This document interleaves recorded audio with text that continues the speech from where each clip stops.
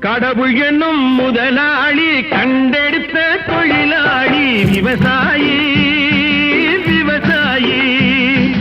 கடவுள் என்னும் முதலாளி கண்டெடுத்த தொழிலாளி விவசாயி விவசாயி.